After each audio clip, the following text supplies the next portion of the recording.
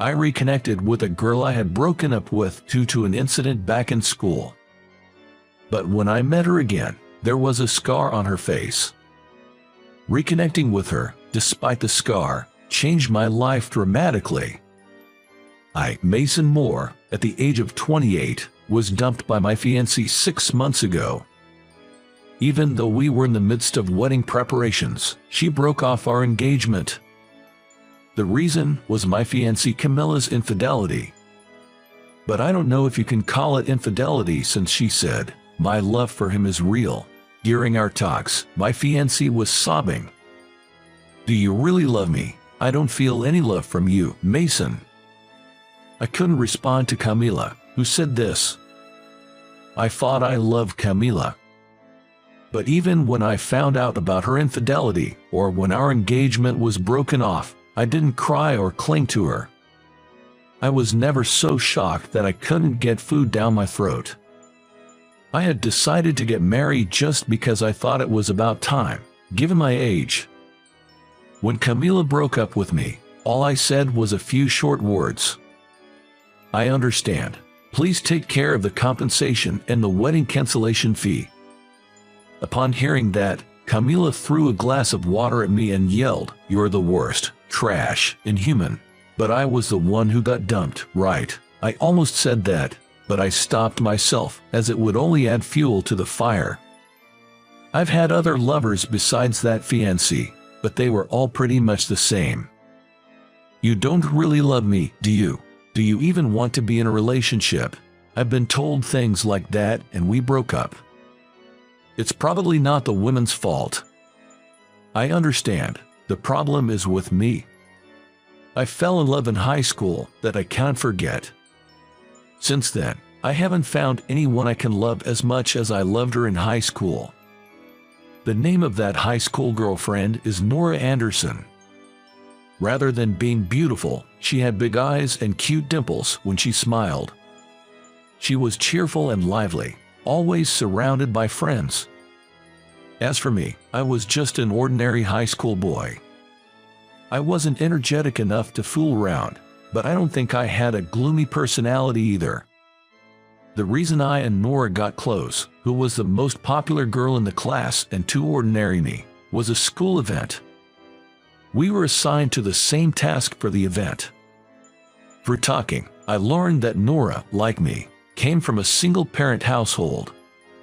I was in my rebellious phase back then, and I found my worrying mother annoying.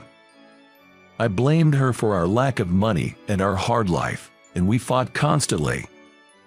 But Nora was different. She cared deeply for her mother, and seemed to think that helping each other was natural, even if life was tough. Talking to Nora, who thought this way, made me feel childish and uncool for being rebellious. As I talked and spent time with Nora, my attitude towards my mother softened, and the tension between us disappeared. My resentment towards adults and my anger at being poded completely vanished, but being with Nora made me feel lighter. Nora and I were together from the end of our freshman year to our senior year of high school. I vaguely thought that we would always be together and maybe get married someday. But we broke up right before exams. If one of us had found someone else, or if we had started to dislike each other, I might have forgotten about my love for Nora quickly. But there was a reason Nora and I broke up. I couldn't accept that reason at all, so maybe that's why I can't forget about Nora, even 10 years later. After becoming a working adult, I heard from a high school friend that Nora had married an elite businessman and was a stay-at-home wife. I was relieved that she was happy, but I remember feeling empty because I was the only one still hung up on Nora. But now, at 28, I can't keep in touch with her or see her or talk to her. I thought that my unresolved feelings for her would continue to smolder in my arms. It was on an afternoon when the company was closed that things changed. I had spent the whole morning living a lazy life and finally got out of bed in the early afternoon and took my suit to the dry cleaners. But this was a weekday, and my usual dry cleaner was closed for the day. I had no particular preference for that store, so I visited a different dry cleaner than usual. As I stood in front of the register, I stopped in my tracks when I saw the clerk. Though she was wearing a mask, her eyes and features looked just like my high school sweetheart, Nora, whom I had parted ways with. But surely, after 10 years, I wouldn't expect to or inwardly bump into her. I assumed that I had only thought it was Nora because I had been reminiscing about our high school days and saw a woman who resembled her. But then I saw Nora's name clearly written on her name tag. Our eyes met, and I was sure. "Nora, is that you?" Nora nodded slightly in response to my question. Even with her mask on, I could see her eyes narrowing as she smiled. "Mason, long time no see." Her laughter and voice were unmistakably Nora's. My unforgettable first love. But Nora still had the same last name as in high school. And there was no ring on her left hand. But I knew that subtly asking "Did you get divorced?" would be incredibly rude. "Nora, what are you doing here?" "I work here, dry cleaning. Can I take it?" Realizing I had been staring at Nora, holding onto my suit, I finally handed it over. Nora took the suit and processed it. All the while, she carried the conversation for me, who couldn't say a word. "Nice suit. You must work for a great company. Wow, Mason, you've grown up." "Nah, I'm just a regular office worker." "You live around here?" "I'm about a 10-minute walk away. I live nearby too." Talking to Nora for the first time in 10 years was a bit nerve-wracking. Though her appearance was that of a mature and beautiful woman, her way of speaking was as bright and lively as during our student days. That's what I had loved about her. I wanted to ask her various things, but unfortunately, another customer arrived. I was just a customer at a dry cleaning place. I had to leave without getting in Nora's way. But noticing my downcast expression, Nora waved to me and said, "The reunion, you coming?" I wasn't planning to go, but I heard our old teacher is retiring, so I think I should go since he helped me out so much. I immediately jumped at the opportunity. I had initially planned to skip the reunion, but my close friends had insisted that I come this time, so I reluctantly agreed. "I'm going to the reunion too." At the sound of my loud voice, Nora chuckled. "Then, let's talk more at that time." I nodded and quickly left the dry cleaner. I had heard that Nora hadn't attended the reunions before, and even this time, the organizer said she would be absent. I had given up on ever seeing her again, but I was overjoyed at the prospect of meeting and talking to her again. The day of the reunion arrived, and Nora came to the venue, still wearing a mask. I had thought she might have had a cold when I saw her at the dry cleaner, but I wondered why she was still wearing a mask this day. I was watching Nora from a distance, but she noticed me looking and waved at me. I thought this was my chance to talk to Nora and approached her, but there was someone who spoke to Nora before me. Natalie Jackson, wearing a flashy colored dress. Natalie had always dyed her hair and wore short skirts, even in her student days, and that vibe hadn't changed as an adult. Grinning, Natalie spoke to Nora in an exaggeratedly loud voice. "Nora, what's with that mask? Could that rumor actually be true?" I could hear the sarcasm in her voice.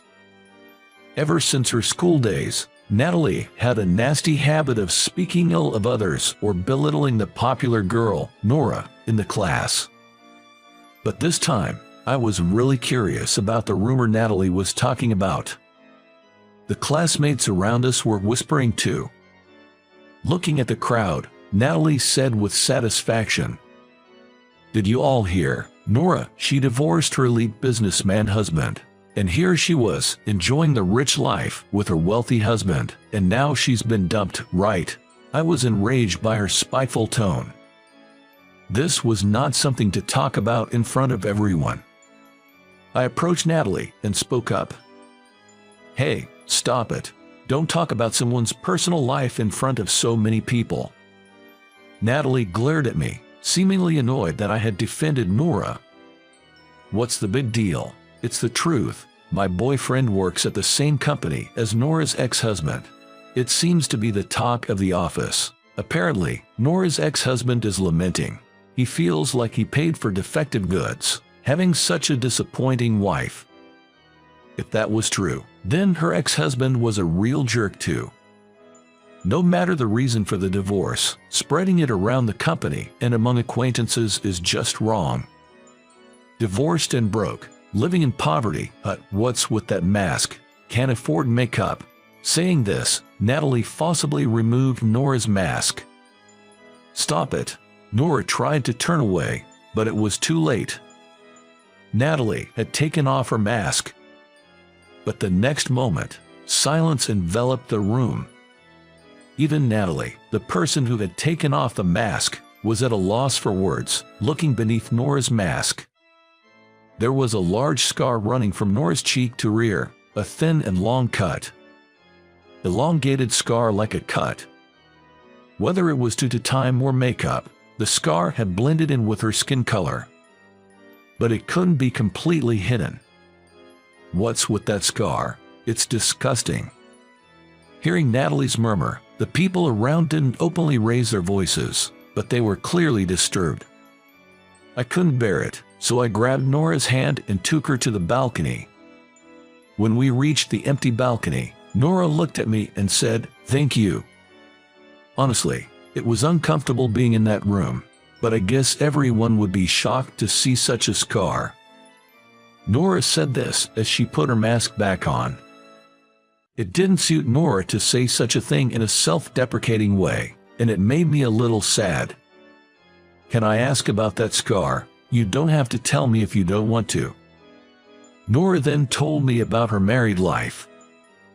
The man she married became abusive after they were wed. It was a daily occurrence for him to say things that would put Nora down, and it seems that she was constantly being told things that would negate her character. But Nora endured it for years. Having only a high school education and being a full-time housewife, she was worried about her financial independence. During this time, her mother's illness worsened and she collapsed. Though her mother was dependent on her boyfriend and seemed helpless when Nora was in high school, Nora's mother had turned her life around after becoming ill.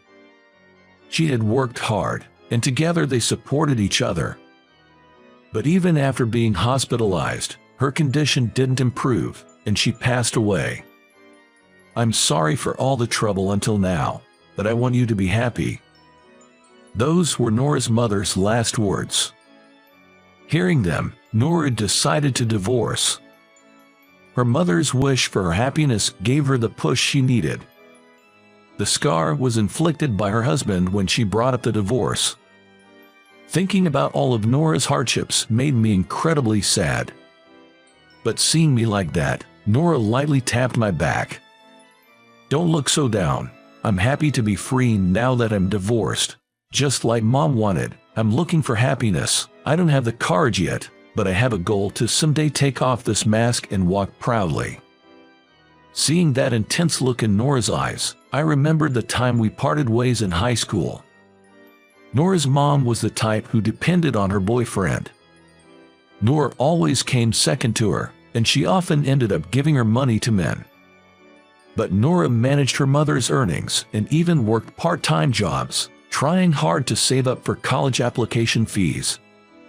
However, just before the exams, she found out that her mother had spent the money meant for the exams. At about the same time, her mother's illness was discovered, and Nora's mom was dumped by the boyfriend she had been financially supporting. Despite having such a terrible mother, Nora said she would give up on her exams and work to support her mother. Of course, I was totally against it.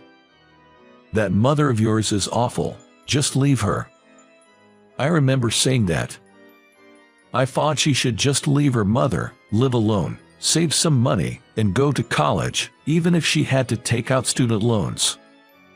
But Nora didn't abandon her mother. "She's my only family," she said.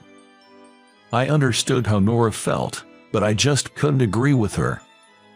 Looking back, I realize how childish I was. I was so dazzled by Nora's efforts to support her family, and felt so inferior because I couldn't do anything, that Nora and I grew apart. And we eventually broke up. As my high school memories faded, the 28-year-old Nora in front of me took off her mask. A scar was revealed under the mask. Under the mask, it's quite something, isn't it? I looked back into Nora's eyes firmly.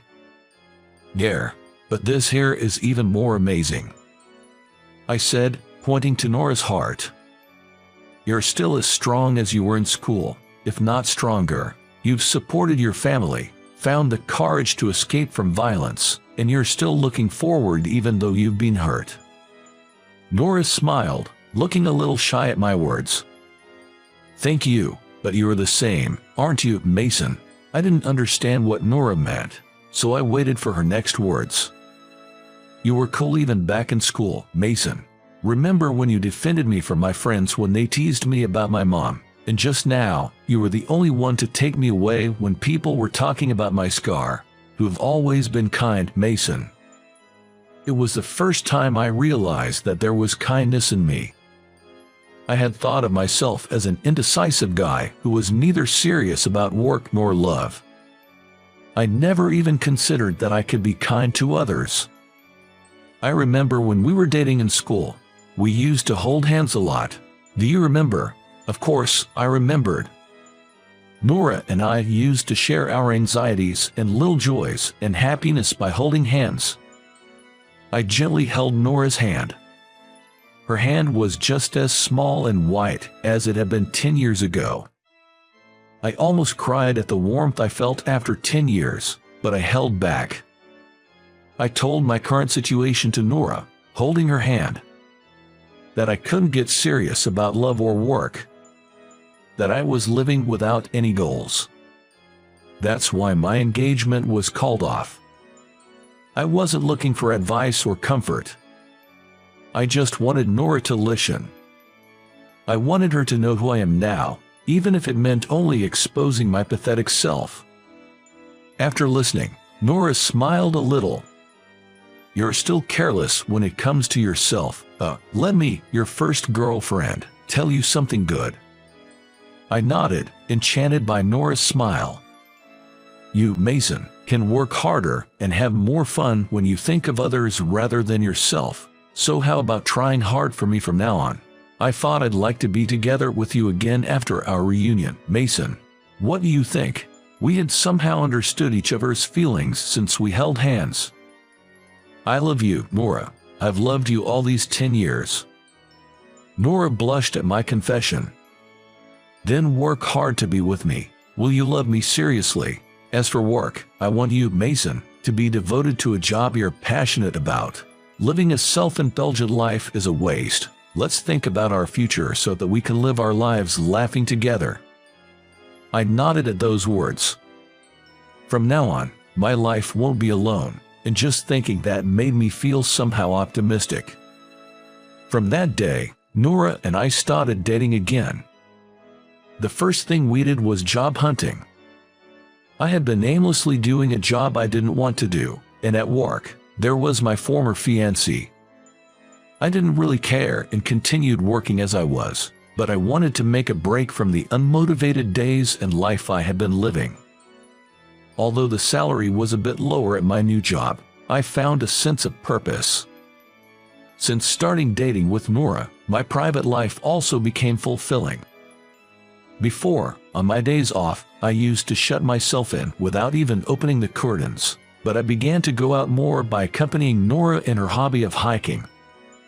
I even gained a little muscle and became interested in healthy eating.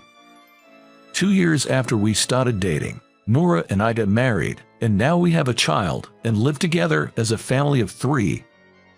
Nora's facial scars have faded, and she's not wearing a mask now. Her emotional scars have healed, and she's enjoying raising our child.